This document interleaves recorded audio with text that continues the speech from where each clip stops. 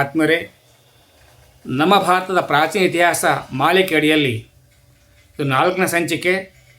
ಸಿಂಧು ಬಯಲಿನ ನಾಗರಿಕತೆಯ ಸಂಚಿಕೆ 2 ಇದು. ನಾವೀಗ ಆರ್ಥಿಕ ಸ್ಥಿತಿ ನೋಡ್ಕೊಂಡು ಬರುವ. ಕೃಷಿ ಪ್ರಮುಖ ಕಸುಬು, ಪಶುಪಾಲನೆ, ಹೈನುಗಾರಿಕೆ ಗೊತ್ತಿತ್ತು. ನೀರಾವರಿ ಹೊಂದಿದ್ದರು. ಕರಕುಶಲ ವಸ್ತುಗಳನ್ನು ತಯಾರಿಸುತ್ತಿದ್ದರು. ಮಣಿಗಳನ್ನು ಹಲವು ವಸ್ತುಗಳನ್ನು ಬಳಸಿ ತಯಾರಿಸುತ್ತಿದ್ದರು. ಅಳತೆ ಮತ್ತು ತೂಕಗಳು ಗೊತ್ತಿದ್ದವು.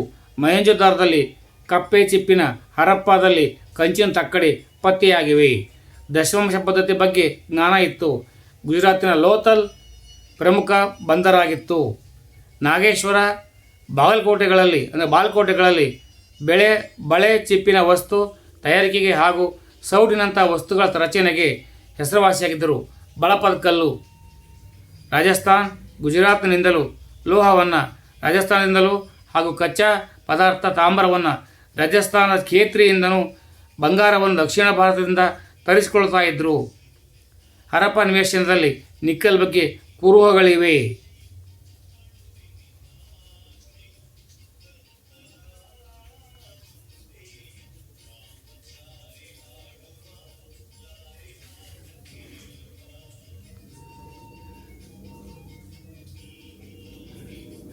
ನಾಗರಿಕತೆ ಅಂತ್ಯ ಹೇಗಾಯ್ತು ನೋಡ್ಕೊಂಡು ಬರುವ.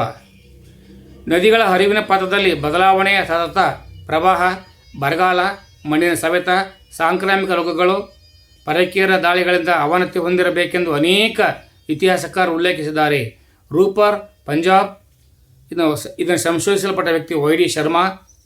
Lothal, ಕ್ಯಾಂಬೆ, Gujarat, doctor SR Rao. Kalibangan, Rajasthan, BK Thapar.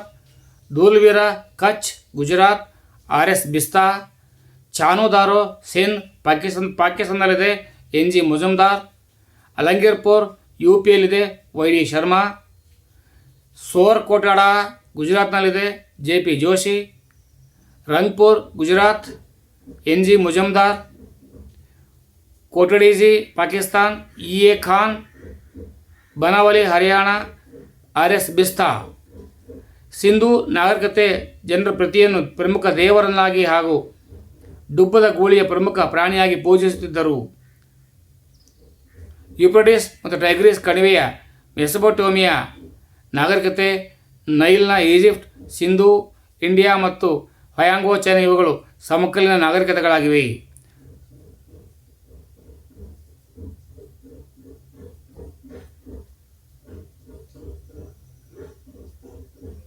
ಕ್ರಿಸ್ತಪೂರ್ವ 3500ರಲ್ಲಿ ಮೆಸೊಪೊಟೇಮಿಯಾ ಮೊದಲ ನಗರ ನಿರ್ಮಾಣವಾಯಿತು. ನಂತರ ಈಜಿಪ್ಟ್ನ ಇಂಡಿಯಾ, ಕೊನೆಗೆ ಚೈನಾದ ನಗರಗಳು ಬೆಳವಣಿಗೆಗೊಂಡವು.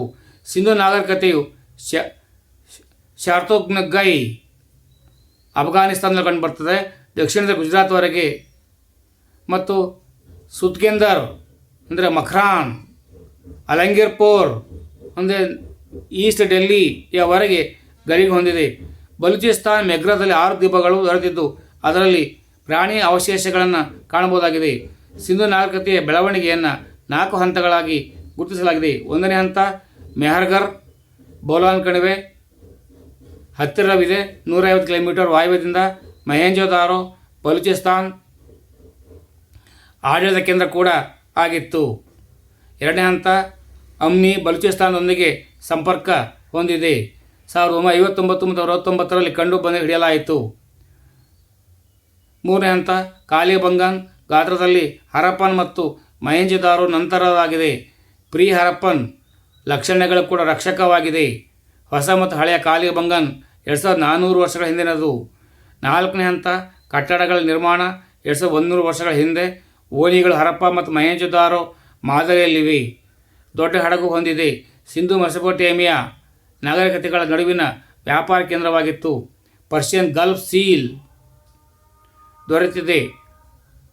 ಹತ್ತಿಯನ್ನು ಗುಜರಾತ್, ತಾಮ್ರವನ್ನು ರಾಜಸ್ಥಾನದಿಂದ ಆಮದು ಮಾಡಿಕೊಳ್ಳುತ್ತಿದ್ದರು. ಹರಪ್ಪ ನಾಗರಿಕತೆಯು ಅತಿ ದೊಡ್ಡ ನಾಗರಿಕತೆಯಾಗಿದೆ. 1.3 ಮಿಲಿಯನ್ ಚದರ ಕಿಲೋಮೀಟರ್ ಹೊಂದಿದೆ. ರೂಪರ್ ಪಂಜಾಬ್ನಿಂದ, ಭಗರವ ಗುಜರಾತ್ನಿಂದ 1100 ಕಿಲೋಮೀಟರ್. ಸುಕ್ತಗೆಂಡರ್ ಇದು ಪಾಕಿಸ್ತಾನ ಗಡಿ. ಅಲಂಗೀರ್ಪುರ್ ಉತ್ತರ ಪ್ರದೇಶ 1600 ಕಿಲೋಮೀಟರ್ ಗಡಿ ಹೊಂದಿದೆ. ಉತ್ತರ ತುದಿ ಮಂಡಾ, ಜಮ್ಮು ಕಾಶ್ಮೀರ ದಕ್ಷಿಣ ತುದಿ, ದಿಯಾಮಾಬಾದ್ ಮಹಾರಾಷ್ಟ್ರ. ಇತ್ತೀಚಿನ ಸಂಶೋಧನೆ 1994-95 ರಾಜಸ್ಥಾನದ ಬಲುತಾಲ್ ಉದಯಪುರದಿಂದ ಹತ್ತಿರವಿದೆ. ಮೊಹೆಂಜೊದಾರೋ ಸಿಂಧು ನದಿಯ ಬಲದಂಡೆ, ಚಾನದಾರೋ ಸಿಂಧುವಿನ ಎಡದಂಡೆ, ಕಾಲಿಬಂಗನ್ ರಾಜಸ್ಥಾನ್ ಘಗ್ರಾ ನದಿ ದಡ, ಲೂಥಲ್ ಕ್ಯಾಂಬೆಕಾರಿ ಬನಾವಲಿ ಹರಿಯಾಣ ಸರಸ್ವತಿ ನದಿ ದಡ, ಸೋರ್ಕೋಟಳ ಗುಜರಾತ್. ಇದು ವಿಸ್ತೀರ್ಣ ವ್ಯಾಪ್ತಿಯನ್ನು ಪ್ರಸ್ತುತ ಪಾಕಿಸ್ತಾನಕ್ಕಿಂತಲೂ ದೊಡ್ಡದಾಗಿದೆ.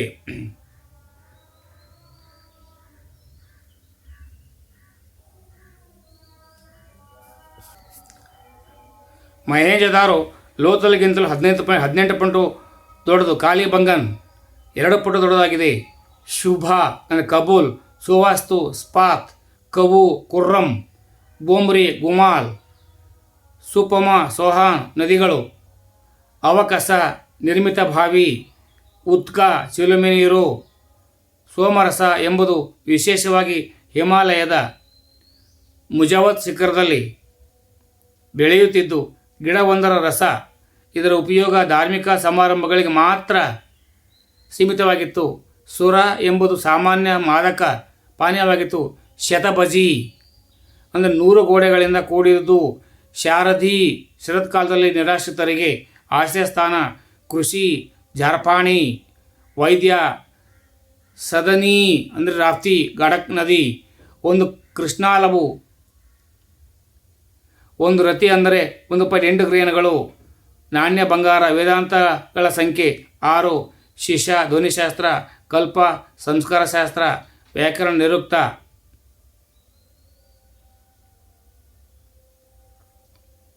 ಸಿಂಧು ಕಣಿವೆ ನಾಗರಿಕತೆಯ ಈಜಿಪ್ಟ್, ಅಸಿರಿಯಾ ಹಾಗೂ ಬ್ಯಾಬಿಲೋನಿಯಾ ದೇಶಗಳ ಪ್ರಾಚೀನ ನಾಗರಿಕತೆಗಳು ಅಭಿವೃದ್ಧಿಯಾಗುತ್ತಿದ್ದ ಕಾಲದಲ್ಲಿಯೇ ಮುಂದುವರೆದಿದ್ದಲ್ಲದೆ ಅವುಗಳಷ್ಟೇ ಪ್ರಾಚೀನವಾಗಿದೆ.